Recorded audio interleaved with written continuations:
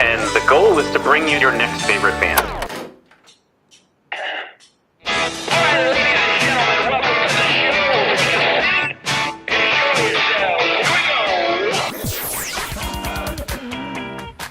Thanks for having us. This is a very cool show. Yeah, so through many iterations, and we finally landed on the weirdest one by far. Yeah, simple of feelings, and boom, you got a sound. I remember this one time. I'd been writing some songs, and I went out. I'm just going right in on this story. I went out, and so I was. The story's longer than the song itself. We'll go ahead and play it. And listen, it's going to be everybody's favorite band.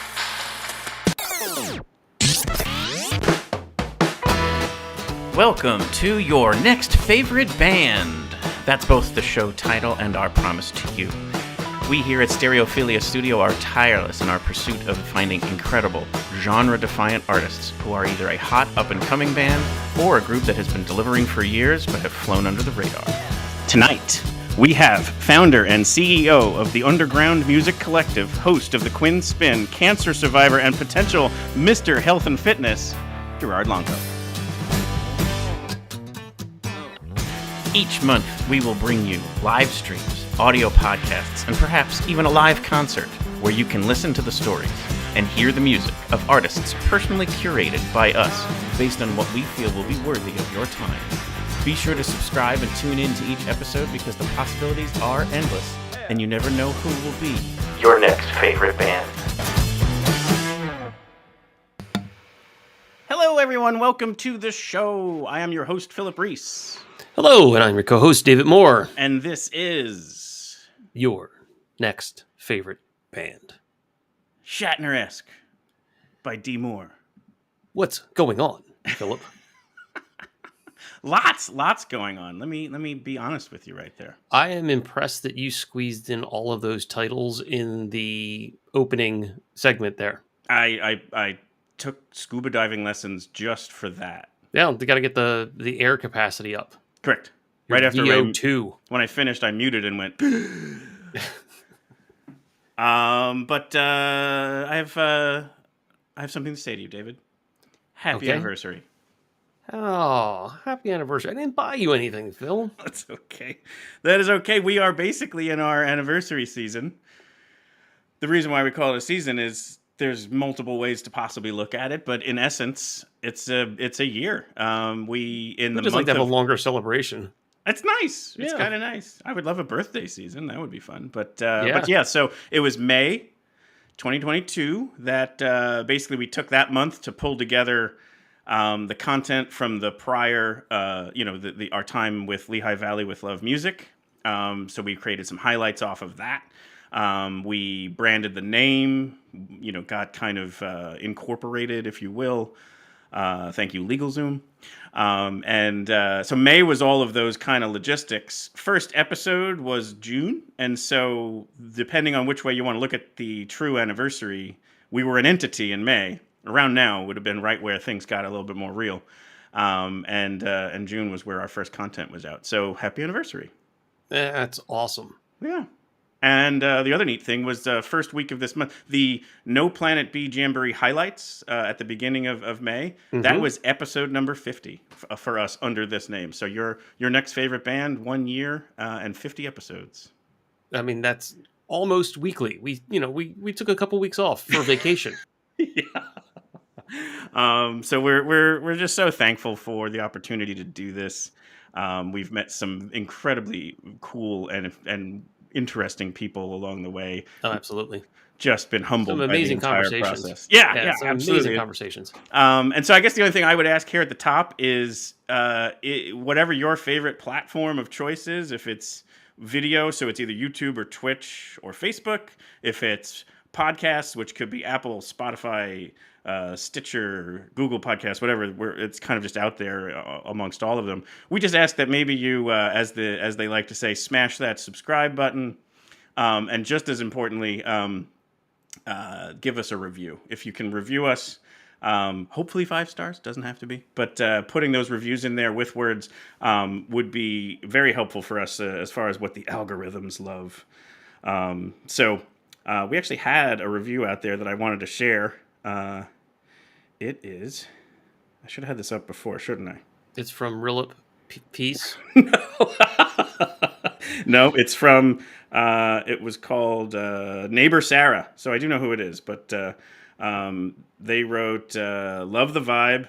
Phil and Company interview up-and-coming bands with in-depth, intimate conversations. Learn about your next favorite bands, explore new genres, support independent and local artists. So thank you to Neighbor Sarah for that wonderful review. If you write us a review, we'll read yours too, live on the air. How about that for a perk? I mean, as long as it's a good one. No, I'll share whatever. You can come a at Midland us. One? Yes. I mean, it was fine. But I know we do have not only a wonderful guest, from being able to have them share their story, but I do know between the three of us, we all love music so much and we're very good at telling stories that we might be here a bit, so we got to get to the show. It's true. So why don't you actually share the bio here, and then I'll bring in a little bit of the opening of his podcast, because I think it's a ton of fun, but go ahead and share some bio. Gerard Longo's interest in music began at an early age and continued through his time at Moravian College, where he hosted his own show on the radio. Gerard launched Underground Music Collective as the Bethlehem, PA-based blog Lehigh Valley Underground in 2016, and in 2018, Underground Music Collective, based in Nashville now, is a digital music resource center and multimedia services company, and has evolved into an ecosystem designed to empower independent musicians and creatives through content features, live events, educational opportunities, and more. Gerard also hosts The Quinn Spinn, which is the official podcast of the Underground Music Collective and the origin point of the entire UMC ecosystem.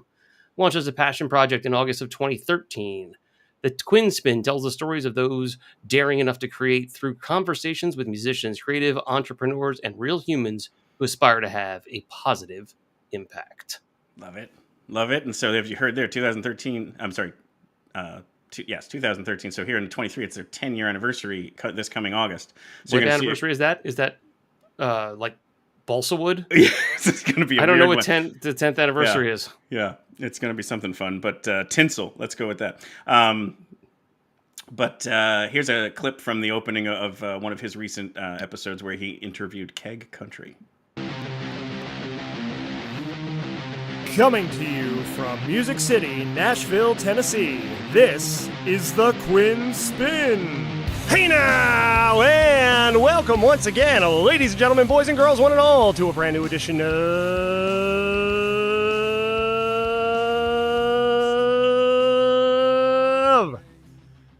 the Quinn Spinn. I'm your host, the Quinn. At least that's how they know me on the show here, and I'm back here on Spotify, Apple Podcasts, Google Podcasts, Anchor, Stitcher, YouTube, and more for another rousing and riveting installment of the official podcast of Underground Music Collective. The first time we're hitting the interview set here in 2023. It is year 10 overdrive here at the Quinn Spinn. We changed up the logo behind me. Don't know how well you can see it because I'm not looking at the camera right now. But yes, it is our 10th anniversary. We turned 10 this summer, and we've got a lot planned, including this conversation today. After I tell you that Revel 9's All I Become, our opening theme song, is what you just heard to start the show. It's been our opening theme song since the great year of 2014. And it will be until the very end of days. And I am honored and privileged to be joined here today on set by Mr. Keith Evan Gay, Keg Country. I think. Absolutely. So there is the opening to the Quinn Spinn. Welcome to the show, Gerard Longo. Thank you guys for having me. What an introduction, I have to say. I really that bio I wrote really sounds good coming out of your mouth, David. That was great. I rearranged it a little bit. There was some editorial work there, but yes, most of it is straight from your PR side of things. No, that was great. That was awesome. Well done. And yeah, so much to discuss. Excited to be here. Really big fan of the work you guys are doing. And congratulations on your 1 year anniversary. Thank you. Thank you. It's one of those things where like we just kind of started doing it for fun. And then now, next thing you know, here we are taking ourselves a little seriously. But you've been inspiring in that way. You were someone who started here in the Lehigh Valley, and 10 years of the podcast, starting up this this business that has just kind of exploded this very week with even more offerings. That would love to get into some of that in a second here. But the Underground Music Collective is really quite taking off. Thank you. Yeah. And I mean, it did start as fun as well. The podcast, it started because I started a podcast because I needed an outlet from corporate America, feeling like a spoke in the wheel. And I had a free weekend, in 2013, one August weekend, and went back and listened to my old college radio show. And then I remembered, people would tune in, every week. And it felt cool to think once upon a time I did something that had an impact on a very small group of people. And I wanted to do that again. And if you would have told me though, and I'm sure we'll get into the whole journey of it, but if you would have told me that 10 years later, we'd be here doing some of the things that we're doing with some of the opportunities we have and have had recently, I wouldn't believe it. And the fact that you guys have come so far in 1 year, the sky's the limit for you guys too. And I definitely want to, of course, turn attention to that, because the work that you've done, the artists that you've had a chance to feature, the platform that you've built in just a year is truly impressive. And I'm glad, because it's needed not only up there in the Lehigh Valley, where we, of course, spent a lot of our formative years, but it's needed everywhere across this ecosystem. So well done to you guys as well.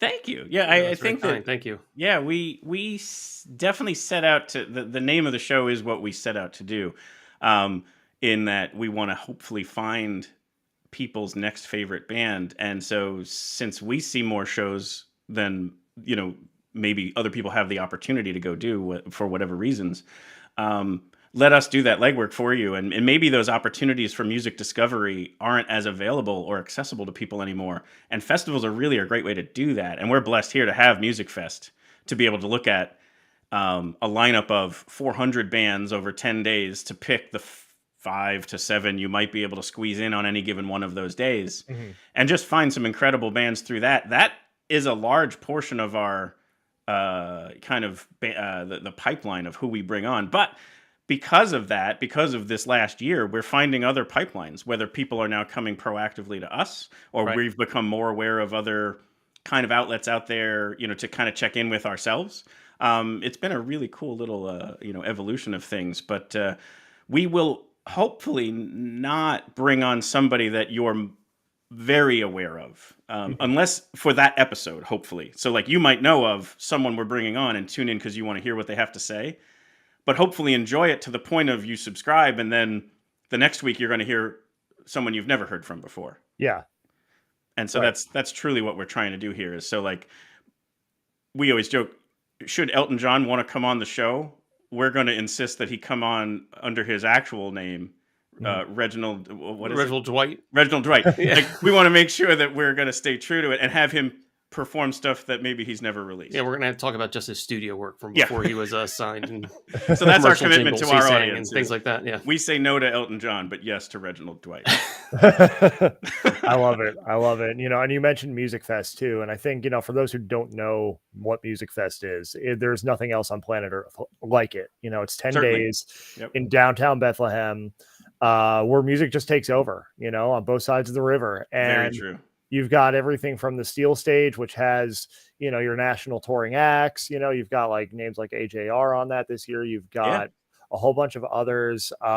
G-Eazy was just announced. And they really do a good job of covering a lot of genres too. Yeah, Maren Morris. Goo Goo Dolls, Train. Yeah.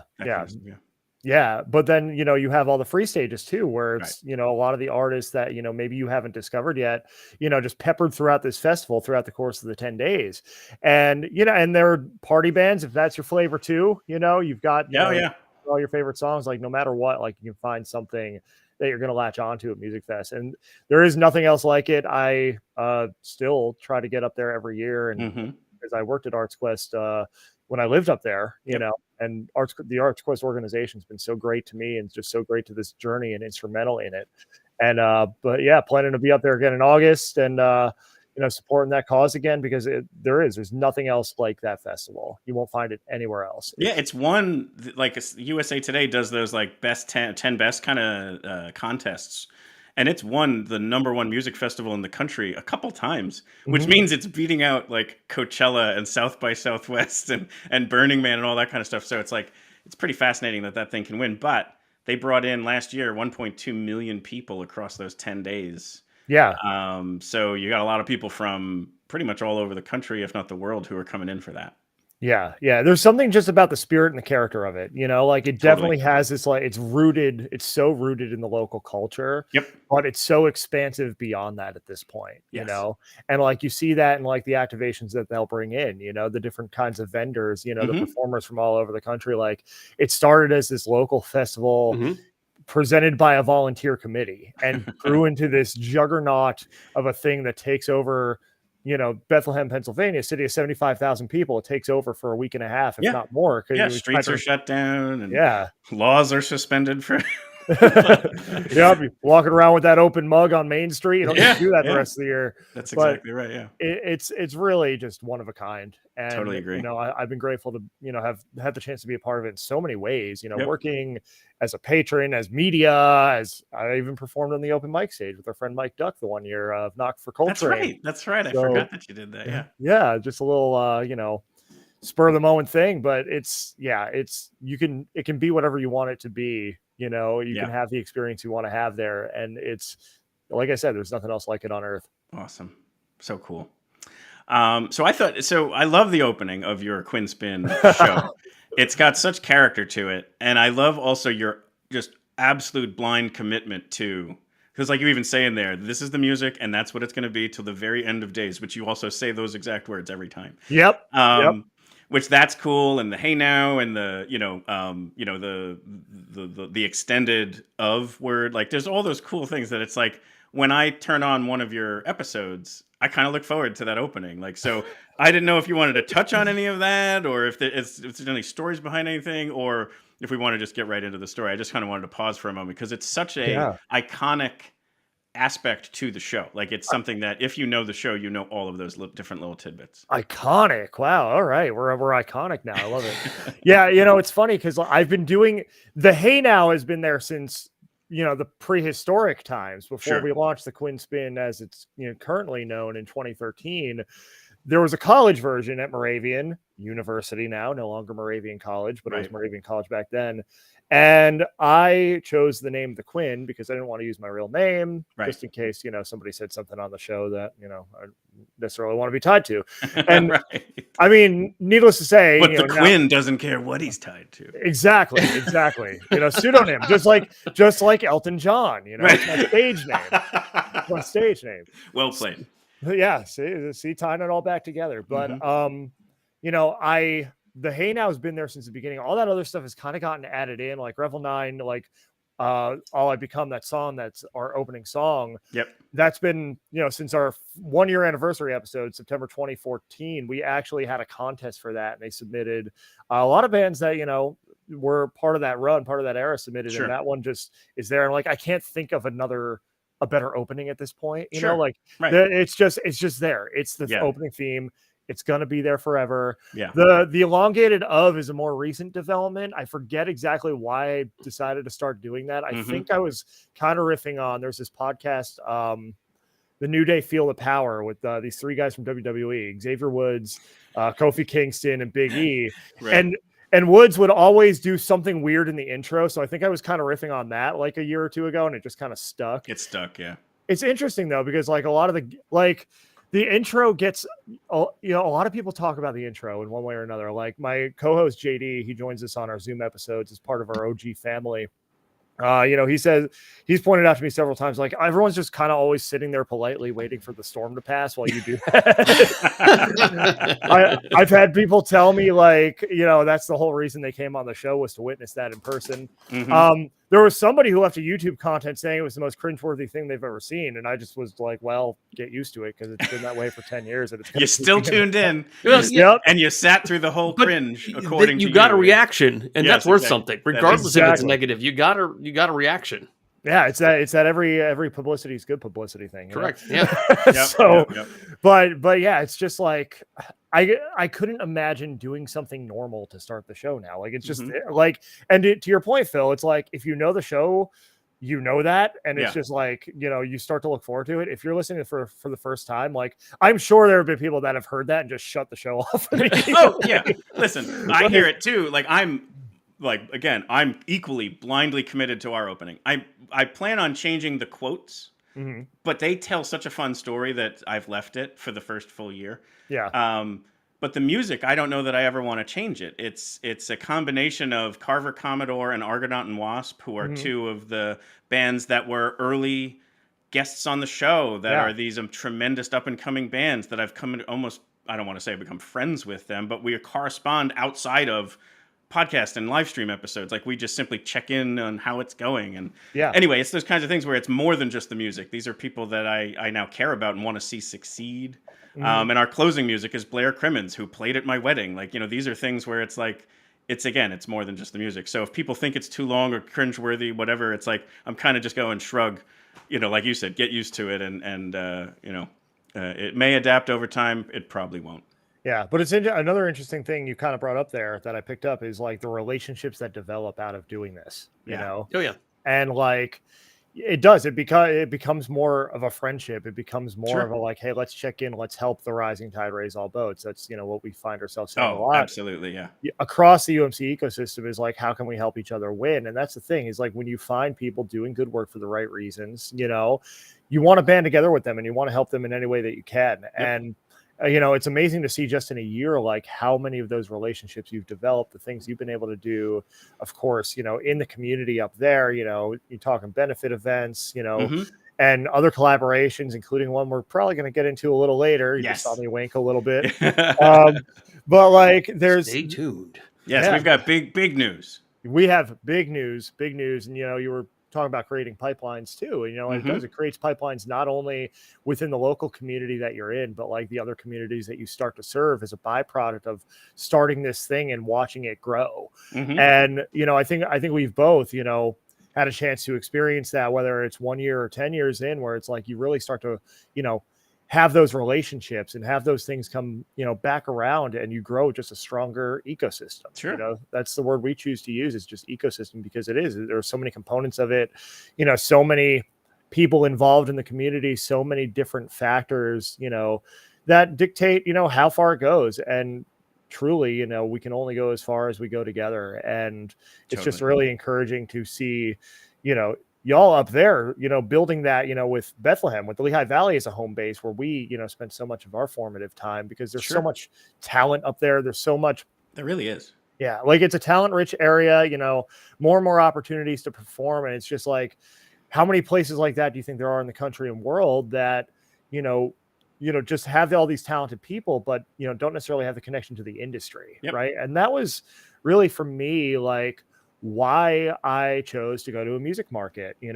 As 2018 worked into its latter stages, I kind of felt like I need to go learn more so I can build the platform I want to learn, and now we're at a point where it's like, we have UMC, we're based in Nashville, but the reason I didn't put Nashville in the name Underground Music Collective is because I wanted it to be able to grow anywhere. Sure. I wanted to be able to build those pipelines back to Bethlehem, build pipelines to LA, New York, Austin, Chicago, wherever, and to smaller markets as well. Cause, again, there's talent everywhere. It's just a matter of how does that talent get heard? Absolutely. And we have more resources at our disposal than we ever have. Yes.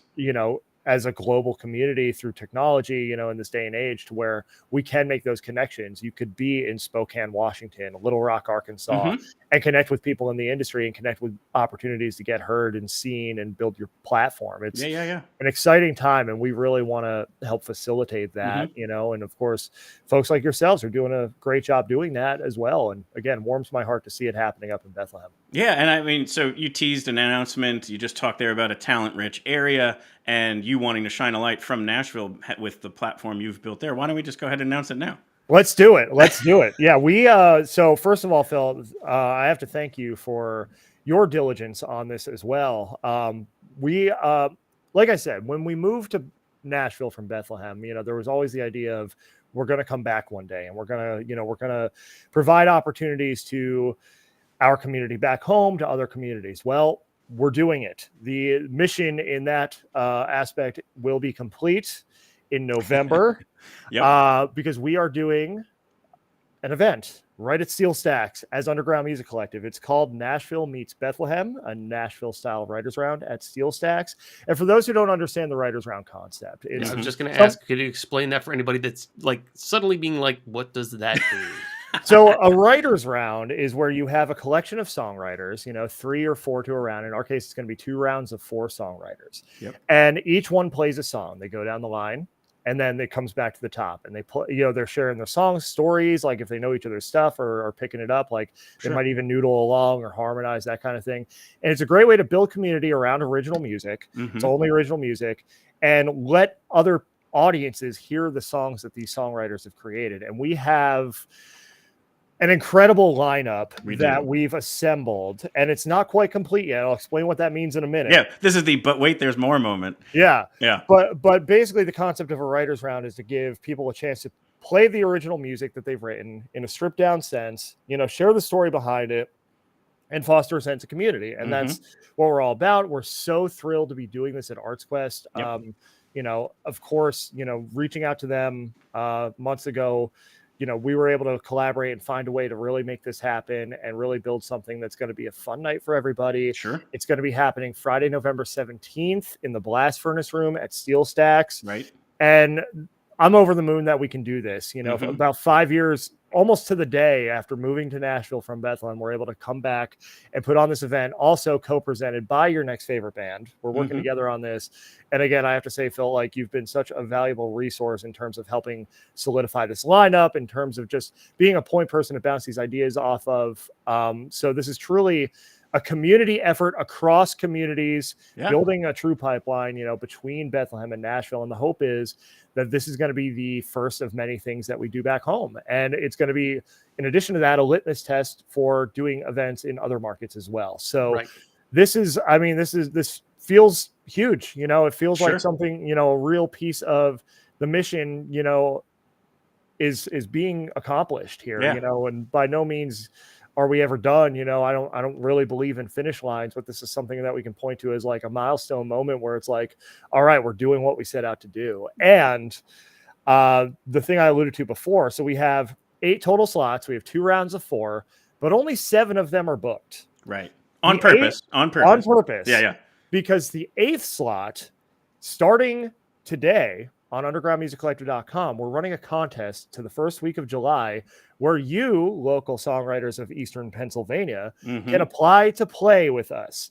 So you can apply for that 8th slot and be a part of this event and be a part of history here in the local community, but also for Underground Music Collective. And it ties you in, of course, with our entire platform in Nashville and beyond. So it's a really, really cool opportunity that we're providing for folks, in addition to the 7 acts that we already have on the lineup, who we'll be announcing soon. Don't want to give anything away, although I may be wearing one of their shirts right now. We're so excited about this. And, it's, again, just a chance to give back to our original community here at UMC and just be a part of it all and help build a stronger community that hopefully creates more opportunities for people in the years ahead. Yeah. No, I mean, it was so, again, we were honored to, when you and I were chatting, just to kind of share stories and get to like kind of know each other. Because a lot of people had always said to me, you're doing something really cool here. Gerard Longo tried that once upon a time. Do you know him? And I was like, I keep hearing this name. I got to meet this guy. So it goes back a little bit that we connected and had that conversation. And then you came back to me saying, I've had this idea. Yeah. Would you want to be a part of it? And I was like, yeah, that sounds like not only amazing, but also right up our alley. Like that we're trying to shine a spotlight on the phenomenal songwriters. In this case, it's both, not only just, people who are making great music, but also centric to this area. So just a couple of quick tips to kind of highlight on this contest. One, it is kind of needing to be Eastern Pennsylvania, or I guess even Western New Jersey. Like this, if you're within striking distance of the Lehigh Valley is kind of what we're hoping for. That doesn't mean outside of that is not what somebody we all want to hear from. It's just not for this particular event. So let's try and keep it for this one to that general area. And it is original. So we don't necessarily say you should be submitting a cover. I guess if that highlights something of your talent, sure, but this is much more about your songwriting and your ability to then go share that and your story on the stage with other performers. Yes, absolutely. And thank you for hitting those points. Yeah. We want to hear your stuff. We know you've got it. We know there's a lot of talent, great stories there. So we want to hear it. We want to open this up. And, like I said, we're going to be running this contest for the next few weeks, right up to the first week of July. And then we'll be getting together to select our 8th entrant into this event. And I mean, it's a lineup you want to be a part of. Again, I'm trying not to give too much of it away right now. But no, you definitely do. This is, we not only, and again, David and I share these stories all the time where we'll ask somebody to do an interview or for permission to use their music. And we're always like, they'll never say yes. And they come back saying, sounds great, would love to. And it's like, oh my gosh. Same thing here. Like I said to Gerard, here's the people that I think I would want to be approaching for this. And we asked them and they all said yes. And I'm still always kind of awestruck when that happens. So yes, you definitely want to be a part of this. This is going to be super amazing. Yeah, so check it out. You see my in my lower third graphic there, undergroundmusiccollective.com. That's where you're going to find information on the contest to be a part of Nashville Meets Bethlehem. And like I said, we're hoping to bring this to other markets. So if you're listening to this in another market right now, like say New York or even Philly or anywhere else, and you want to do a similar event, like reach out to us. Let's team up on this. We'd love to, because again, this is going to be something of a litmus test to try this idea out in other areas and build a stronger community. Between us all, and it taps you into everything we're doing, taps you into everything that everybody involved is doing. So David probably wants to see the Nashville Meets Delaware. Yeah, well, first of all, I don't know if you could handle all that talent because the state's so huge. The population just overruns things. Well, we joke. Phil's joshing, but we've had more people on because Phil's originally from New York. True. And I figured he would end up with more people with New York origins than my fellow small Delaware. And yet I'm winning in the leaderboard at this point in time. It's like double or triple the amount of people who are from Delaware that have been on the show. But your point about it being... I've been to a songwriters cycle like this before, and it's an excellent evening of entertainment for somebody that's thinking about joining in from what you're getting to see. You get exposed to, you may know one of the artists, but you get exposed to several others depending on the nature of the evening. You usually get to see a very cool interaction between the artists, especially if they start spontaneously joining in or playing along. It turns into a really, really interesting night where you learn a lot. You get exposed to new music in a way that is really, you strip down. That's a good way to describe it. But you also get exposed to the sort of the nuts and bolts sometimes, which is really neat to see how that all comes together. It doesn't just come out whole cloth out of the, it's not like Athena being birthed out of Zeus's head kind of moment. Yeah, that Greek mythology was not on my bingo cards, David. But that's right. What a vivid image. That's great. Yeah. Thank you for that. Can't unsee that one. But I mean, it's true. Come on, mythology is completely true. It is. So it's on the internet. It has. That's why it's called mythology. Yeah, it's right in the name. Yeah. So I think one last thing for me is, and this is more of a not a spoiler, hopefully just like a little bit of a hint, and also more of an enticement. It's not all guitar. So there are other instruments that will be on stage. Yes. That is a very good point to make. We have... It's not all sitar. It's not. Yeah, it's not all sitar, Right. Not all didgeridoo either. Yes. Like we've got a variety. Yeah, we've got a variety of instruments. Which instruments you'll have to find out and make your best guesses when the lineup is announced. Yep. But again, you can join in. So don't feel like you have to, be an acoustic guitar singer songwriter to play. Right, you can play keys. There's room for variety here. Correct. So don't be afraid to submit. There's one slot left. Wish we could pick you all. Just going to say that in advance, but we can pick one. Only one can hold the ring, or however that goes. I don't know. I never watched Lord of the Rings, but there's something about that in there, right? There's definitely something along those lines. Yes. Yeah. So so don't be afraid to sign up. And again, even if you don't get selected for this one, there will be more opportunities down the road. Yeah, so absolutely. It's a great way to get on our radar for things like this. It's a great way to get on UMC's radar, on your next favorite brand's radar, on Steel Stack's radar. Yep. Like, not to speak for them, but it's a good way to just get in the mix here. Because our plan is to take this idea and elevate it, every time out. So at a minimum, repeat it, and then also hopefully elevate it and bring it to other cities for sure. Yeah. And I've got tons more ideas that I'm not anywhere near ready to make public yet, as to where this can go. Yeah. But, you had massive ideas come out this week that I definitely want to get to. Ooh, yeah. But if you don't mind, I'd love to roll things back a little bit. Sure. There's what I'd love to open with here is there's one other stock thing you do in your opening. For every guest that you bring on, you ask them 3 questions. I'd like to ask you these 3 questions. Oh, okay. So you ask every time you ask your guest, who are you? What are your passions? And why on earth would you want to come on this show? So would you mind answering those 3 for us? Sure. Who am I? I'm Gerard Longo. I'm known as the founder and CEO of Underground Music Collective and the host of the Quinn Spinn. It's crazy. I've never had to answer these before. Look at that. I was honestly hoping to catch you flat-footed on that. Aside from that, though, I am a cancer survivor, as you mentioned. I am a fitness enthusiast. I am a 13-time uncle of the year. My nieces and nephew are the most important people in my life. Yes. Not to throw shade at anybody else, but those kids, are a big part of my compass. And are they 13? Because I would almost hope they're like 14 or 15 and you got beat out by somebody.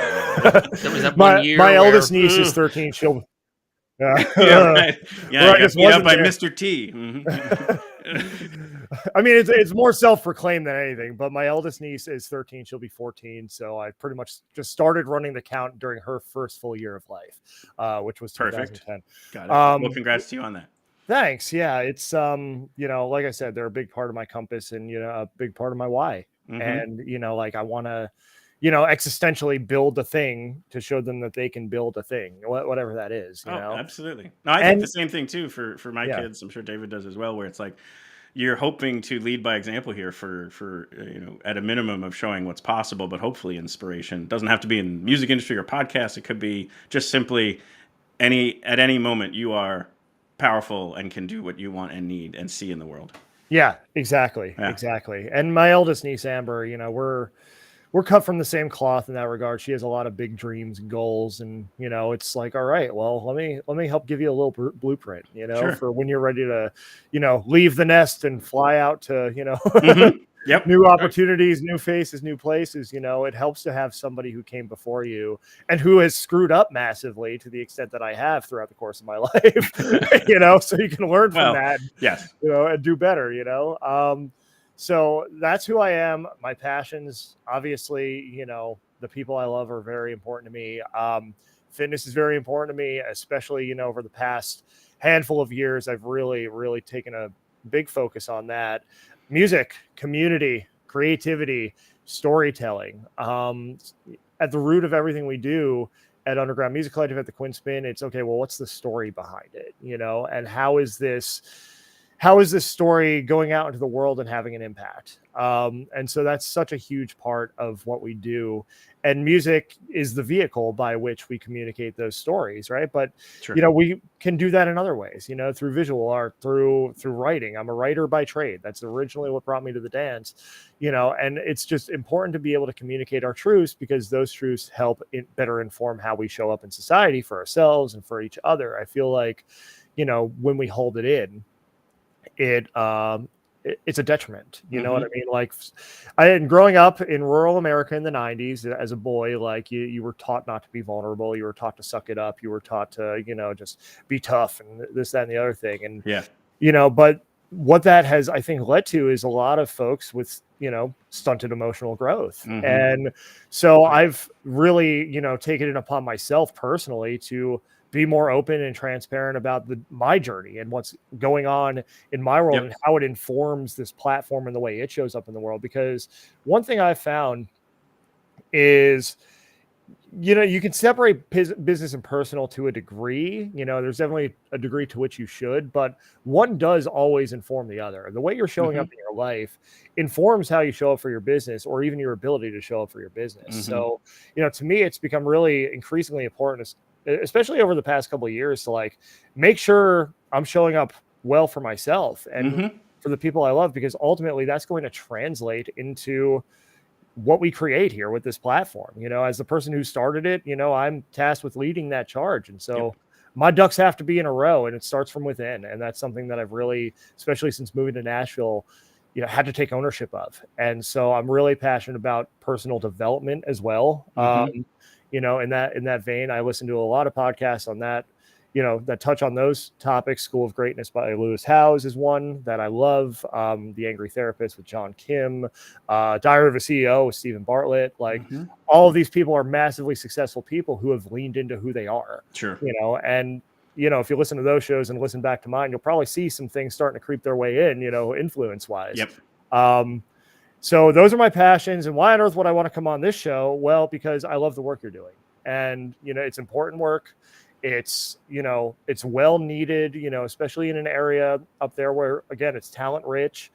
But the opportunities, to have your work, reverberate outward aren't always there. So you're giving people that voice to send these signal flares out, not only into the local ecosystem, but into others that you're touching. And it's only starting to grow more and more and more, so you're doing amazing work there in the Lehigh Valley that can have far rippling effects outward. And I really admire the work, and I feel like we have a lot of common threads, in terms of our platforms and our approaches to them. And totally, it's always good to just chat with somebody like-minded about this process. That is true, 100%. But thank you so much. What kind word? I'm feeling all the feels. But yeah, it is cool too to have somebody recognize that, because David and I both put in a lot of hours here, and it's not so much that we always share that we don't have a sponsor, not for the fact of being desperately seeking one, because there's aspects to it that we like the independence of being able to make all of those decisions the way we do. We kind of only share it that way just for that reason. It's like, we're doing this because we love it, not because it's generating revenue. And so that we hope that kind of carries some weight as well. For sure. Yeah. For sure. Yeah. But cool. No, thank you for asking answering your questions. But I think that's a great way for your show to kind of establish those first kind of elements of, what's this person all about before you dive into the dialogue. But yeah. But let's talk. So if I have the chronology right, so you're in your teens, 16 or so, high school kid, loving your football, team and playing football, and you're diagnosed with a rather malignant cancer. Mm-hmm. Yes. So obviously that's heartbreaking for a kid. Like you're still a kid, even though you're probably the size of an adult and you can do adult things. You're still just obviously got to be a very scary moment. Yeah, and definitely maturity-wise, I was very much still a kid at that point. As you should be, to be honest. I mean, right? You're 16. Yeah. It was a scary moment, and it was one of those things where, there were absolute moments of terror. So just to kind of give a little bit of background and like exactly how this happened, I had a very malignant tumor in my left ring finger, which finger is no longer there. You'll notice, and so if it had spread, chemo and radiation wouldn't have worked. That's what they told us. Like it would not have worked. Sure. So this was March 31st, 2003 when I was diagnosed, and we had to get this thing out quickly before it had a chance to go anywhere. So right. I'm in northern New Jersey, in a town called Long Valley, out in the sticks. It's 2 hours to Philly. They gave us a choice between Sloan Kettering or Children's Hospital of Philadelphia. We chose CHOP. And so me and my parents, and sometimes my brother and sister would come for the ride too. We would go from Long Valley to Philly, several times, a week, for scans, tests, anything under the sun to see like, okay, like, where is this thing? How do we take care of it? Did it go anywhere? If it did go anywhere, what can we do about that? It was contained to my finger. And, it was really quickly that we had to find that out, because of the nature of the situation. It was encapsulated within a sheath of skin, probably no thicker than a piece of paper, right? And so it's like, okay, let's move on this. So March 31st, I'm diagnosed. April 15th is the surgery down at Temple University Hospital in Philly. So 16 days, 16 years old, going through that experience and wondering like, okay, like, can this thing come back? Or did it go anywhere? Have cells gone anywhere? And do we just not know that yet? Like, is life going to be normal? And how am I going to bounce back from this and get back on the football field and get back to doing what I love and live some kind of normal life? Right. Throughout that process, there were definitely moments of fear and terror and anger and vulnerability and all that. Yep. But something about it though, like as we were going through the tests and like we get to the hospital each day and whatever, it's like, it was workmanlike. It was like, all right, like, what do we have to do? Where do we have to be at this time? Like, what test do we have to take now? What do we have to do? This? Okay, let's do that then. Yeah. What is this test for? What is that test for? Like, let's get this over with as fast as possible. It was really, I mean, right in the beginning, there were a lot of wild emotions. And then after surgery, when had a chance to hit me when I'm sitting at home and can't Sure. do anything else. Mhm. My arm's in this big bandage. I'm sitting in a recliner for 2 weeks at a time, and I'm just like thinking about like, whoa, like I remember like what just happened. I remember it was 5 days after surgery. I think it was Easter Sunday. We had just gotten back from church because we were definitely going to church at that point. Figured we needed all the bets. Yeah. We went to church. We went to synagogue. We went to a mosque. Figured we needed all the help we could get, right? But like we get there, or we get home rather, and I'm just laying on the couch and like this fear just kind of washed over me. Like, what if it comes back? You know, like I'm sure there was this adrenaline for the hyperdrive you were on for those 16 days. Yeah. And like you said, just the pure, blank pragmatism of that's the next thing I need to do. Let's do that. Then once you're in the waiting game of was it successful?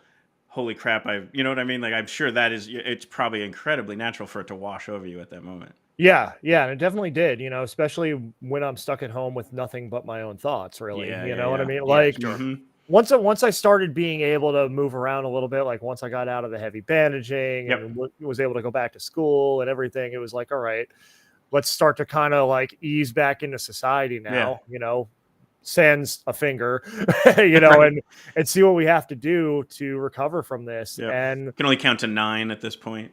Yeah. And did they do the procedure in such a way that like put a pin in so you'd still be able to either catch or hold a football? Yeah.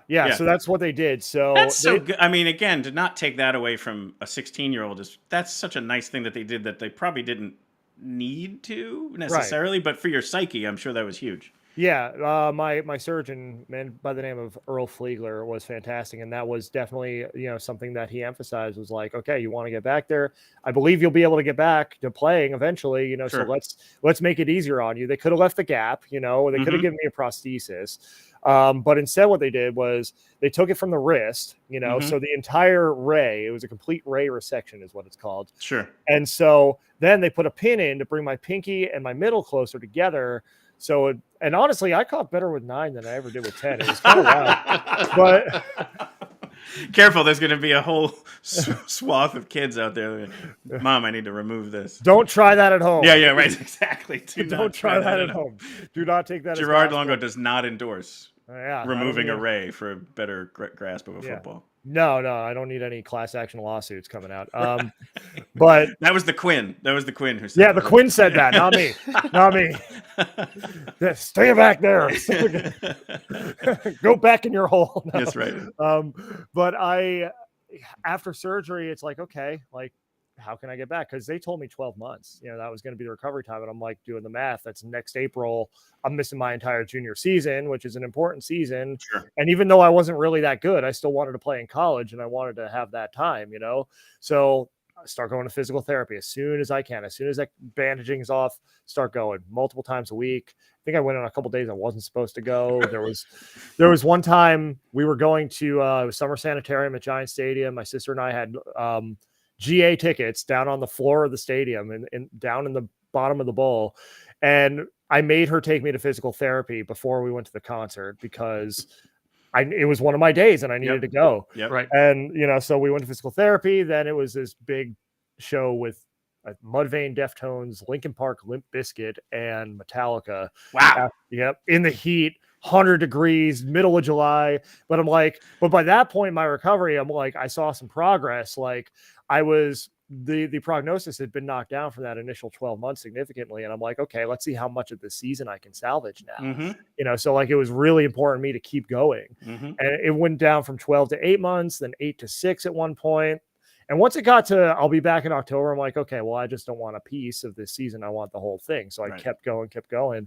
And then August 7th, I remember it was less than 4 months after surgery. We're doing all the strength tests, everything, and like everything's looking good. And Dr. Fleegler just like kind of was wide eyed. He's like, I've never seen anyone recover from something this reconstructive this quickly. Sure. And he cleared me for full contact. Wow. And I'm like, okay. Like, and that showed me, well, first of all, I had youth on my side, I'm 16, totally. so you bounce back better when you're young, Yeah. But also, it showed me like, okay, like I set my mind to that. I didn't take that 12 months as gospel. And here we are. Like I was suited up in time for camp. And, that was the lesson of, just because somebody says something, doesn't mean that's what has to happen. Like I could have taken that 12 months and be like, well, I'm going to be out for a year. Well, but I'm like, no, that was the one part of this where I'm like, let's test the limits of this. Sure, let's see what. And I mean, I still played with some protection on it, that junior season. But the fact that I was able to get back, and resume and really just bounce back better, it's something I carry with me. I carry, the spirit of that 16-year-old kid, because like, look, this is a tough journey. We haven't touched too much on like the uglier parts of this journey, but there's a lot of sacrifice you have to make, a lot of things that don't necessarily go right, a lot of the time. And you have to draw on some sense of resilience or willpower sometimes to keep going. And I think back to that kid, 16, kind of ignorant to what's actually going on and what could happen, a little bit. And just like, okay, what do we have to do? All right, we're going to get back, and I'm going to do what I can in the meantime. I remember, that entire rest of the spring, summer, as soon as I get that bandaging off, like, all right, I'll do legs. Whatever I don't need this hand for to train, I'll do. Yes. Because I want to stay as ready as possible to get back. And it really, that and football were probably my two greatest teachers growing up. Football taught me, the value of working hard toward a goal and working towards something bigger than yourself. And cancer taught me like, all right, you can bounce back from this, and you're stronger than you think you are. Yeah. Overcoming overwhelming odds and those kinds of things for sure. Yeah. So it was, such a formative experience I still carry with me today. And it informs how I show up, and not to say I haven't lost sight of that here and there, throughout the past 20 years, but like right now I'm at a point where like all the pieces have kind of come together, and I'm super focused on health and fitness, which of course we can talk about that too. Cause we definitely need to get to that. Yeah. I'm super focused on that and just like really showing up, making sure not only in a physical sense, but in an emotional, mental sense, that, there's nothing but good energy, there's nothing but this sense of wellness that's allowed, past the gate, because the way you show up and what you allow in is ultimately what's going to determine where you end up and going to determine how things turn out for you professionally as well as personally. So, this past couple of years in particular, since taking the leap from corporate America once and for all, has really just shown all of that to me again. And like, okay, well, let's put it all together now. All these lessons from these past couple of decades, let's put it together and make a run. Yeah. It's such an inspiring story for sure. You're even talking about you're inspired yourself by your own 16-year-old self. I got to think that was inspiring to the team and to other, kids. And, again, we always love sharing these types of stories too, because you never know who out there is dealing with something like that and needs to know, primarily they're not alone, but secondarily that there is hope and there is, someone out there who can be an inspiration to maybe reach out to and so on. So I'm sure you would, if anybody is out there currently battling or needing, some sort of a kick in the pants, you'd be available to kind of like, help out in that case. At a minimum, just simply listening to this story hopefully helps. But yeah, well, let's talk about it. So like, obviously a real quick thing here is that's, you get through high school, you go to Moravian College is what it is at the time. That brings you here to the Lehigh Valley. And like you shared earlier, you were on the radio there. That then leads you to, in 2013, revisit being on the air now through the podcast medium. And then, again, we've laid out a little bit of that story, but in those years, again, there's got to be, like you said, hard lessons learned or, just different obstacles to overcome. So is there anything in particular you wanted to highlight there? I'm sure there's plenty, like for any person, especially an entrepreneur. But yeah, something in there you wanted to highlight? Yeah, in between high school and the law in 2013, it's interesting because college was kind of like a dream sequence for me. Like, I found college to be pretty easy. You know what I mean? Like, academically, I did really well. I did the best I ever did, academically, because in high school, I was not focused on academics at all. I had a 1.9 GPA in high school. And then around college, it's like, okay, well, if I want to, go a little further in life, I'm probably going to need to get this together, I was not focused academically at all. And it just was not really something that I valued, and I came to value it more, and again, it was just another layer of work ethic that was kind of instilled, when I graduated high school, I actually took a semester off. And because I needed shoulder surgery, because my senior year, my shoulder got jacked up. I was able to come back and finish the season, but the labrum was torn in there. It was a mess. I got cleared to come back, but then like I re-injured it a few months later. I re-injured it a few times actually. There was one point where it was right after I had graduated, or it was a couple months after I graduated. I'm lying on the couch watching football. I decided to take the semester off because I already knew I needed surgery and I didn't want to miss time. And my arm's up and I sneeze and my shoulder pops out. This is the fourth time I've dislocated it off of that original injury. That is one heck of a sneeze. And my sister's in allergy medications, kids. Allergy medications. It was right around the time fall allergies are kicking in, and my sister's in the next room. I'm like, hey, Jolene. She's like, yeah. I'm like, that sneeze just knocked my shoulder out. She runs upstairs, yells to my mom. I'm like, hold on, let me see. I was able to slide it back in, but at that point, I'm like, surgery's coming. Yeah, right. And that was a weird time for me because like I was already taking the semester off. I saw all of my friends go away to college, or at least go to community college. Like I'm just working in the kitchen at Friendly's and like not doing much else. You know what I mean? Right. And it's just like, is this my life now? Is this what it's going to be? And it was kind of this wake up call where I'm like, all right, well, then I need to get things together.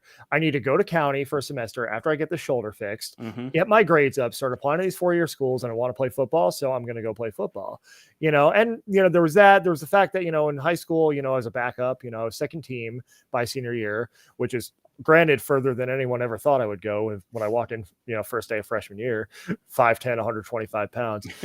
But like, the prospects of me playing college, pretty much I had a lot of people saying like, you're not going to do that, and I just took that as this like, no, I am going to do this, and I took this as this giant chip on my shoulder, Sure. I had former teammates, former coaches like, man, you sure you're going to do this? I'm like, yes, I'm going to do it. And so I just went on this mission to go to community college, get my grades up, and, throw in some extracurriculars. I was, of course, in choir and theater in high school as well. So like, my county college had those. I enrolled in those programs as well to show like, hey, I can handle the course load. I can handle the extra stuff. Like I'm ready for your 4-year school. Sure. I applied to 7 as a transfer. I got into 5. And it came down to me between Moravian and Muhlenberg, and I didn't get into Muhlenberg. So I'm like, well, then I'm going to go to the rival. And I went to Moravian. And that was my introduction to Bethlehem. I remember the first day I ever remember being in Bethlehem. Like, I think I was there maybe when I was a baby once or twice. But it was when we went to tour Moravian, me and my dad. And I just remember taking the tour. We went down, we grabbed lunch at Brewworks right there on Main Street. Yep, sure. And it just felt like home. It felt like I was going to spend the next 4 years there. Little did I know, like, how that city was going to transform my life in other ways, right? Sure. But it did. And, I spent 4 years at Moravian, and, it was kind of like a dream sequence / social experiment to me in large part. I kept up on my extracurriculars, specifically football and theater, and added a new one in college radio. And was on the air for 7 semesters. My brother and I started a show. He graduated, and then I started the Quinn Spinn as a spin-off of that show. Sure. With 2 ends. That was my buddy Dan on that one. And it was just it became in a lot of ways like my favorite thing about college. And after graduation, I was playing semi-pro football for a couple of years, underemployed, freelancing. Like I graduated right into the recession, as an English major. So like there weren't a whole lot of jobs out there. Right. And I just, finally by 2012, things had started to level off. I gave up the ghost on football at 25 and got a corporate job in New York. And, I loved that job. I was working in a marketing lab at IBM doing internal communications. I learned so much about it and it informs still like a lot of what I do today. Sure. But it wasn't mine, like I needed that thing that was like mine. Right. And I started feeling that pull in 2013, started feeling more and more anxious about it. Actually went on a cross-country road trip, a couple months before I ended up conceiving the show, and like had panic attacks on that trip, sure. Because I was just like, something was out of alignment that whole summer. Right. And then I had a chance. I had a free weekend in August. It was August 17th. My girlfriend at the time lived right outside of Philly. I'm commuting to New York. I don't have a lot of time for myself, but I had this weekend. She had like a baby shower or a wedding shower, some kind of shower to go to. So like I was left to my own devices at my parents' house where I was still living because I was a contractor. I didn't want to move out till I had a full-time job. And I dug up some old creative projects. I'm like, what can I dig into? What can I give myself to do? You know, some old writing projects. And then I'm like, to wind down, well, let's listen to some old episodes of the Quinn Spinn and of D&Q. And I thought I was going to wind down, but it wound me up, you know? And it was one of those things where I'm like, people actually cared about this. I found the thing. I'm starting a podcast tomorrow. I went to Best Buy the next day. I bought a USB mic. I launched the Facebook and Twitter accounts that we still use to this day, made the original logo and all of its crude glory. And 3 weeks later, we had our first ever unofficial Quinn Spinn solo mission, which that episode will never see the light of day. It was pretty bad. And then a week later, my buddy Adam Arnold, who goes by Scotty Rock, I told him about it. He's like, "Oh, I'd love to come on as a guest," and he's been my right hand. You know, That's like awesome. even today, you know, comes back around and comes on Zoom. We actually had the opportunity, me and him last week, as of air date, to go to New York for an opportunity that we had in the media, which was a full circle moment for us because I just remember in 2014 us walking around New York, both underemployed, trying to figure this thing out, no idea what we're doing. Like, should we drop off demo CDs to Sirius XM and iHeart? And we would have gotten, in a post 9/11 world, that wouldn't have gone well. Right. But we had the opportunity, and I guess I can talk about it now because it happened, to go to iHeart in New York for this show, Passage to Profit, which has a record date. I don't have a release date of the episode, but I got to go on and talk about this entire thing that started with a USB mic and a laptop in my childhood bedroom, you know, and Adam, Scotty got to come with me and document it. They gave me a +1. I'm like, I know exactly who I'm bringing with me because he lives right in the Hudson Valley there. Sure. And, you know, it was a moment, an opportunity not to be missed. And there's so much in the journey of that, you know, in between those 10 years, you know, but it's like to have that full circle moment in the same city that we were, you know, thinking about storming the gates, as it were. Sure. Like, we're actually invited for something like this. Like, it's the most wild thing. You know, and it just, again, is that proof of like, you never know how far that idea can take you, you know, and you've seen this yourselves, you know, just in the past year, like the opportunities you've had, the people you've had a chance to interface with, like it can all still grow from here. And, you know, even 10 years in, it's like, I'm excited now for the growth. I'm excited for where this has come. Sure. But I think I'm more excited than ever for where it's going because I think it's somewhere really, really good. No, absolutely. Yeah. So let's jump to that. So basically, again, it will be not giving it full justice, but you work for Arts Quest. You create the Lehigh Valley Underground branding, which is just early stage underground music collective. And then in that kind of like realization that you want to take this to a more music centric city, you pick Nashville, you move there, and you start the underground music collective. You carry the Quinn Spinn along with that, and now you've been chipping away at creating what that's all about. And this week, it exploded into a whole new. It was like it was in a cocoon and now came out as this butterfly. So, if you don't mind, like, you know, as you know, as I don't want to say concise, but like as quickly as you can kind of rip through this evolution, and especially kind of what just got announced now. Yeah. So going to the Lehigh Valley, first of all, that was something that after the first couple years of the Quinn Spinn, like I started working at Arts Quest. I worked Music Fest 2014. That was my first time in there, you know, and just was brought on year round. That was kind of my ticket back to the Valley. It was after New York. The contract had expired. They were going in a different direction. So I was kind of lost at sea for a lot of 2014. And all I had was the show, really, you know, and I used that kind of to get me back in the door in Bethlehem. You know, I always loved Bethlehem. I always wanted to go back. You know, I just loved the area. I loved the city, you know, and the surrounding area. It just felt like the first thing that was ever mine, you know, that I had found. Sure. And, you know, I started working at Arts Quest a few months later. I get another job full-time in the area that's going to allow me to move back into town, into the area. And so did that in 2015. The show goes on hiatus, kind of just like adjusting to my new life, that kind of thing. And, you know, I'm getting integrated in the local scene. I know there's a local scene there. I'm starting to think, what can I do here in addition to the show? But then in September of 15, my mom passes unexpectedly. And so that knocked things off course, you know, as it would for a couple months. You know, September, October, you know, was, you know, a grieving period, but also I had the nice distraction of the Cubs were in the playoffs for the first time in years, and it kind of softened the blow. Sure. But once they got eliminated, it's like I start getting itchy again. It's like, okay, what do I need? I need an outlet again. And so it's like, what was I thinking before she passed about what I was going to do with all this music stuff? Sure. And so I wanted to still do the show, but it needed to be part of something bigger. So I'm like, well, there's a lot of local musicians around here. What if I start a blog and review their music and go cover their shows? And so Lehigh Valley Underground was born and launched in January of 2016, 17, 18. We're there. We're growing the community. We win a few Lehigh Valley Music Awards. We're involved in putting on local events. We had the first Friday concert series in South Bethlehem. We did some stuff with Arts Quest too, Southside Arts and Music Festival, and a couple of other events as well. But by mid 2018, it's like I started to feel limited by my own knowledge. I started to feel limited by what I knew about the industry and how could I impart that back to the community, and how could I grow this thing beyond and create these pipelines that now we're talking about. Right. Yep. And so I wanted to go to a music market. I was thinking New York because it was the closest one. And, I wasn't really getting any bites back there in terms of jobs and whatnot.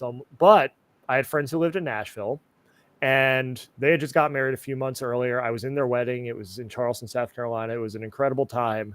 And that's what kind of got the ball rolling for me as far as like, I need to go somewhere. I'm getting itchy. I want to go experience more and build something that allows me to do that in a personal sense too.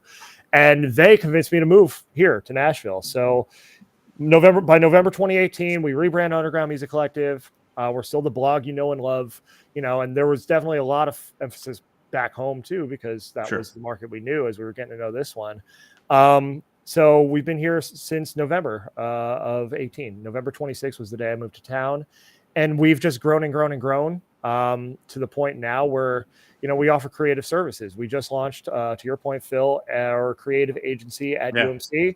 That was on May 1st. You announced all these things, so these are like hot off the presses development for what you're offering to clients. Yeah. And that was born of, I've been taking on client projects, in the realm of social media, coaching, photography, but there are things I don't do. And also as this grows and I'm the one responsible for its growth, there are things that I just don't have the bandwidth to take on. I'm going to bring up your website while you're chatting about it. So if you need me to go to anywhere specifically, just let me know. Yeah. But I'm going to bring up Underground Music Collective website. So when you go to our homepage now, you have two tiles, right? You have the left, which is the blog, all the content that brought us to the dance, creative agency, which is the creative agency. So we have a team now assembled of UMC verified creators who you can reach out to us, I'm going to head that way. Book these folks. Agency, yeah. You can book these folks through us to help you create your creative projects. And what it does is it also taps you into everything that we're doing at UMC. So like, somebody creates let's say you hire one of our photographers, right?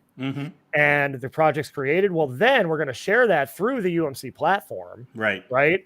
So in addition to getting this amazing work that, you're achieving your creative vision in conjunction with this other creative professional, you're getting some extra marketing and promotional boost through the UMC platform, which at this point, we've been featured in Music Row magazine. We've had partnerships, we've partnered on events with Red Bull, with CAA, Creative Artist Agency. We have a good standing working relationship with Universal Music Group where they submit artists to us. We've had so many opportunities connecting to the larger industry that you become tapped in with a platform that is tied in with those, and then therefore by proxy you are, you never know. We're at the point now where you never know who's watching UMC, right? You never know who's looking and who might pick up on what you're doing as a creative, as an artist, and be like, hey, let's put this person on our radar. So it's an opportunity to be tied in with us and get your creative needs fulfilled. Totally. And it's, again, just born out of the stress and discomfort of there's too much to take on. And some things people ask me to do, I don't know how to do. Like I'm not a videographer, but I always get asked like, hey, do you do video? Because I do know how to run the live stream system at the studio. Right. Yeah. But I don't actually have the gear, but it's like, well, what if we had people who can? And you see there, we have vocal coaches, instrumental coaches, Aaron McClendon and Katie Thompson. There are music instructors. Right. They co-founded a company called Music on the Move Studios, who we partner with on a variety of things. And part of that is, helping them, get business and helping build awareness of each other's platform. It's truly that rising tide raises all boats. Yeah. And I love that beneath each person, like the services provided. So like if you if you need graphic design, photography, copywriting, social media, graphic design, styling, branding, whatever, like there's all these different features here, and it's right there for you to know who does what. Absolutely. So you know who you're clicking on, you know what they offer, and each one of those individual pages has a portfolio Sure. With some of their best work. And the great thing is too about this is most of the work can be performed remotely, so you don't have to be in Nashville. I mean, things like that's true too. Yeah, things like photography, videography. I mean, our people are local to Nashville at this point, although some do travel. Right. But like things like graphic design, web design, video editing, like even, the music instruction, like they teach virtually, Aaron and Katie teach virtually. So it's like, there are so many services that you can leverage from us, no matter where you are. Right. And you're supporting these creatives, you're supporting our platform while also getting the support you need. And so it's really exciting. It is the next phase of our evolution. And it's just as important a part of what we're doing here in the ecosystem as anything we've ever done. And I feel like this is going to be the thing that, for the platform really helps us continue to expand our presence and helps us to continue to serve more people. So really excited about that, Awesome. I'm going to jump over to the blog just because that's, again, where kind of things started a little bit. Yeah, absolutely. So you can see here, again, this is where a lot of, like you said, your trade, from where you started was writing. So there's going to be some great content in here, whether it's the reviews of music, but also just simply like you have here, from surviving cancer to Mr. Health and Fitness, which we definitely need to touch on. So we'll click in here, and this is where you're potentially Mr. Health and Fitness 2023. Yeah. So I guess we'll go there. This is kind of separate from the ecosystem, but it's tied in nonetheless. Oh, totally. Yeah. I was just scrolling Instagram, I was waiting to pick up a food order, and it was a couple Sundays ago. I'm just scrolling Instagram. I'm just waiting, trying to, pass the time. And I see this ad for Muscle and Fitness, and it's for this Mr. Health and Fitness contest. I'm like, yeah, okay, I'll fill out this little form, whatever. Have you upload a couple photos, whatever, tell a little bit about yourself. I'm like, sure, whatever. Like if I get picked for it, great. If I don't, cool. No harm. No harm, no foul. But just looking for any window, right, to elevate the platform. That's my thought, at this point. The next day I get an email saying I've been hand selected to be a part of Mr. Health and Fitness 2023. And so speaking of things that started May 1st, voting started on May 1st. And we're recording this a couple weeks before release. So I don't want to jinx it. I'm going to knock on wood right now. As of the time we're sitting here, I'm in first place in my group. Right. And so the winner of this contest, if you make it through group, quarter, semifinals, wins $20,000 and a 2-page spread in Muscle and Fitness magazine, which I would have to fly to LA for, I imagine, and do the shoot and all that.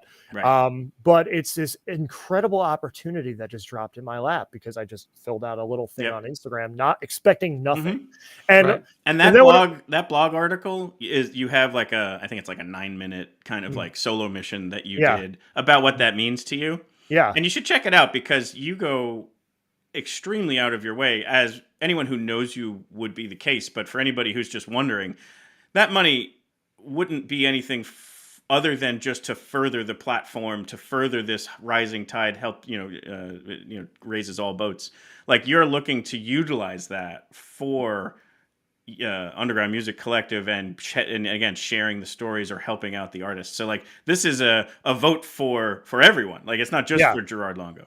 Yeah, exactly. And I'm glad you brought that up because, that money, the visibility from being tied in with a platform the size and scope of Muscle and Fitness would absolutely do wonders for Underground Music Collective and therefore everybody associated with it. It would absolutely help us all elevate, even to go far into this thing, even to get to the finals. Right now we're still in group stages, which as of recording, I'm going to assume I'm still in, because as of recording, I am at first in my group. Yes. We're wish casting this into the universe. Yes. We need Gerard to still be able to be voted for, because it's going to make the close of this show way more powerful. But it's it's just one of those things that it's an opportunity that I just felt like I had to seize, and the response to it has been unreal. When I got accepted, it's like, okay, I just hope I make it past the top 20 and don't completely embarrass myself with this thing. But to be as of recording, I haven't been lower than 4th, in my group. Awesome. And super congrats on that. Thanks. Even just the process, like whatever happens. This has been so cool for you. Like I've just seen this kind of add a sparkle to your eye. It's been very cool to watch. Yeah. I appreciate that. And I felt that spark, you know what I mean? Because like part of it is like seeing, because I can see who votes, you know, and I can see how they vote, you know, because you can do the 1 free vote, you can do 2 free votes. You can also buy what are called warrior votes to support the Wounded Warrior Foundation. Oh, you fun. buy like a pack of 10, a pack of 25. Love that. That is so cool. Like I love when people just do awesomely pragmatic things like that. Like, go ahead and vote some more, but let's make it worth, you know, again, the philanthropy side of things is just such a great thing. Yeah. So, you know, they're doing great things for Wounded Warriors. I believe they're building homes for Wounded Warriors. So if you buy warrior votes, then you are supporting that cause. Awesome. But like to see the people who have voted, because it's like, it's people from this entire run. And it's people from, you know, that I'm interacting with here and now in the present day, but it's also people that I haven't seen since high school, grade school, like people from every stage of my life, people I don't know are voting for me. That's awesome. I'm like, whoa, like this is actually like people care about this, you know, and people are paying attention. And, you know, it's one of those things where it's like, okay, then let's win this together. Like this isn't us victory. This isn't for me. You know, this is like you said. And, you know, I want to reiterate, like, if I win this thing, it's going to be huge for UMC. And that's the approach I'm taking. It's not just so I can go pose in a magazine. Right. It's what that will do. Yes. For the platform. Yeah. It's what the exposure and the financial boon. Yeah, it's all going to be put right back, you know, into making this stronger and into serving our community. So it's fantastic. I'm really, really just excited about this. I didn't expect to spend any time in first place. I was just hoping to not completely embarrass myself. But like, here we are. Yes, like, let's stay in first. Let's make sure we keep voting. Yeah. Let's go for the victory. Yes. Let's close that out and take it to the next phase. But David, I know you needed to run, but I wanted to give you a moment here if you had questions for Gerard or for anything with UMC or Quinn Spinn.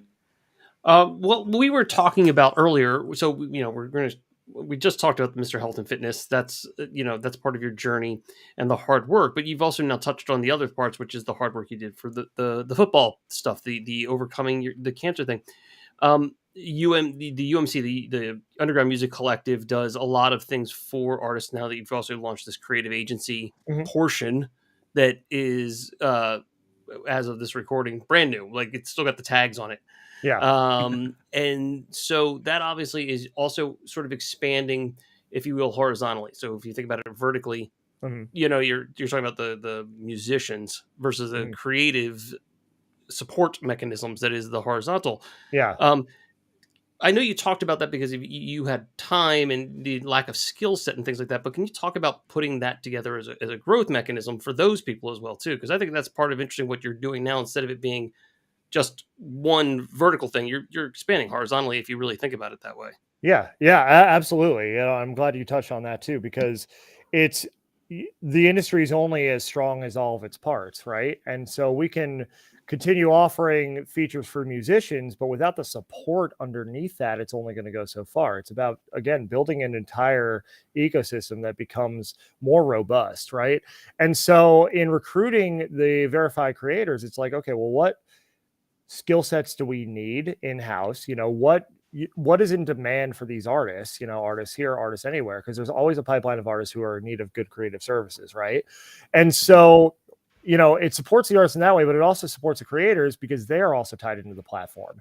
They also get exposure through the platform through the work that they do, and they get to make their rates. You know, they get to make money and pick up clients and gain exposure in that way and build their businesses, right? So it's a way to help them incubate their businesses, you know, through a reputable platform, you know, and not to say that they don't have their own reputable platforms. We've got some people who've done some really impressive work in this industry. But you're talking about exposure. It's another way to turn a spotlight onto something that you're doing, which is sort of the nature of what, you know, the podcast is, or what our podcast is. It's, you know, bringing attention.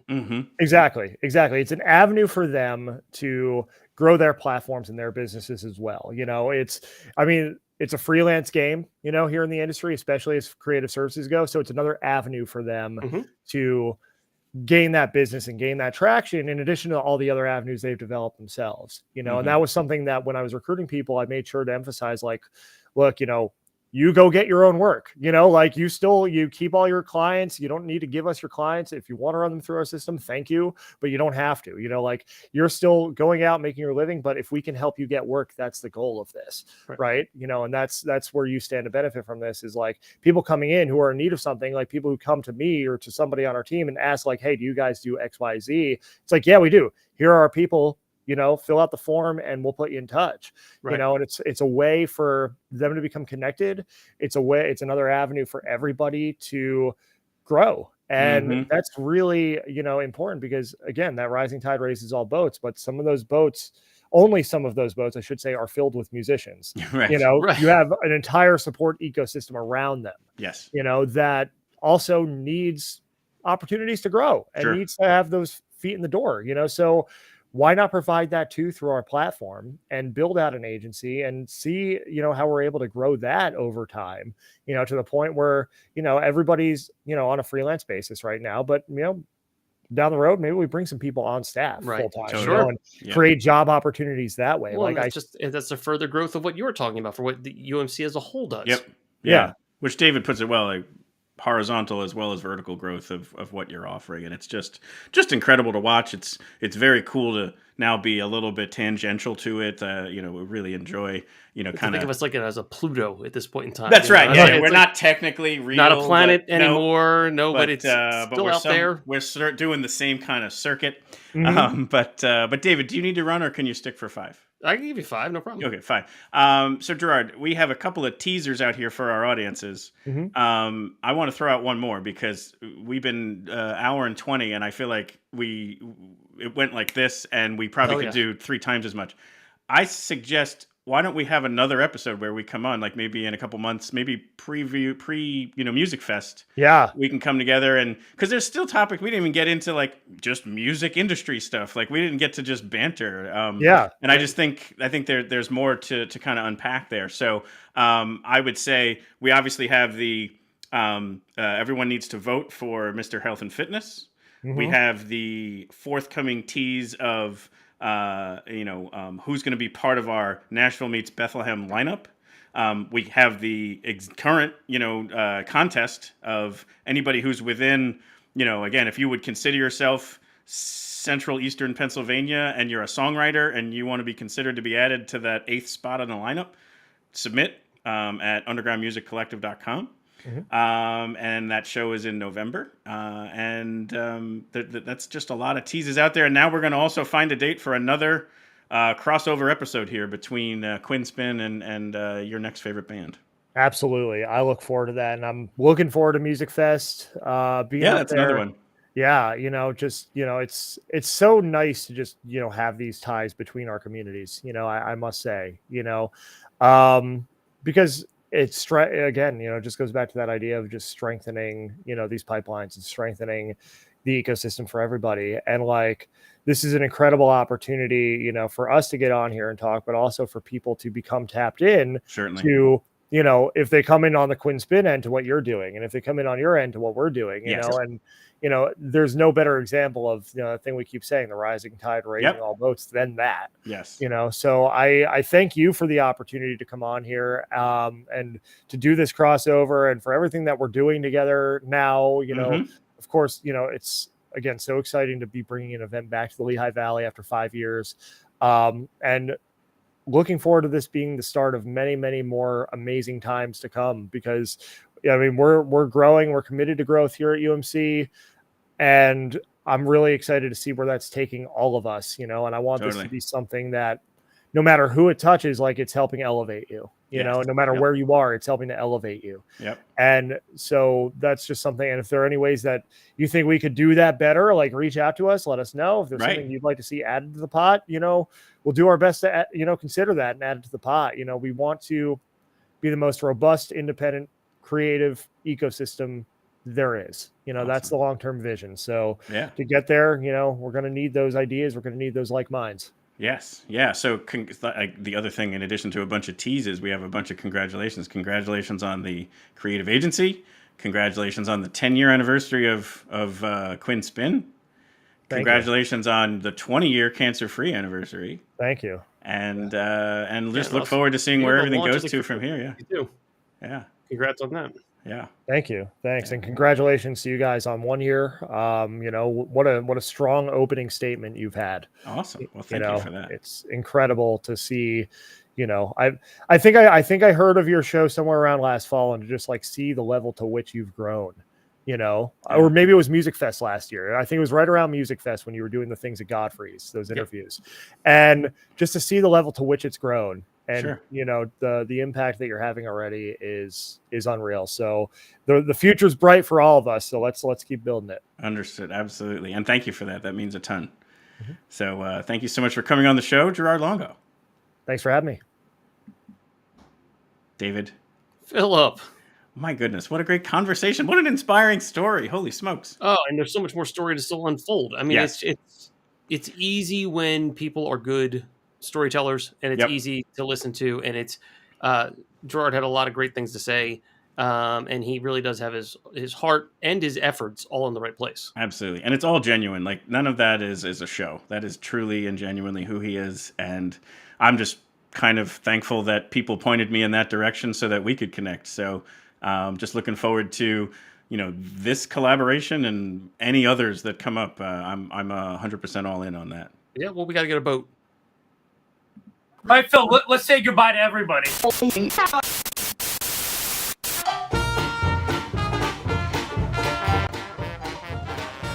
This episode of Your Next Favorite Band, we'd like to sincerely thank the Quinn, Gerard Longo of Underground Music Collective, the Quinn Spinn.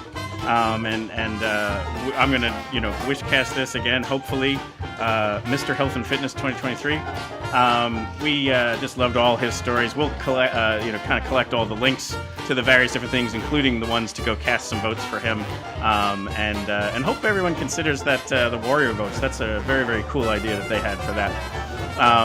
As always, our hope here is to bring you your next favorite band. And if you tuned in today because you already knew Gerard and the Quinn and his shows and his offerings, thank you so much for tuning in.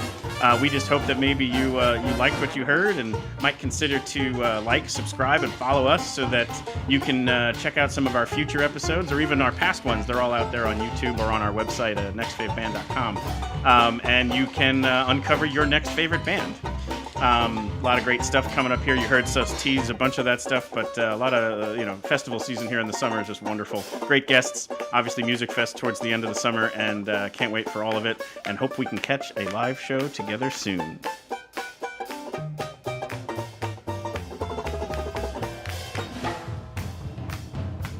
It's all over now.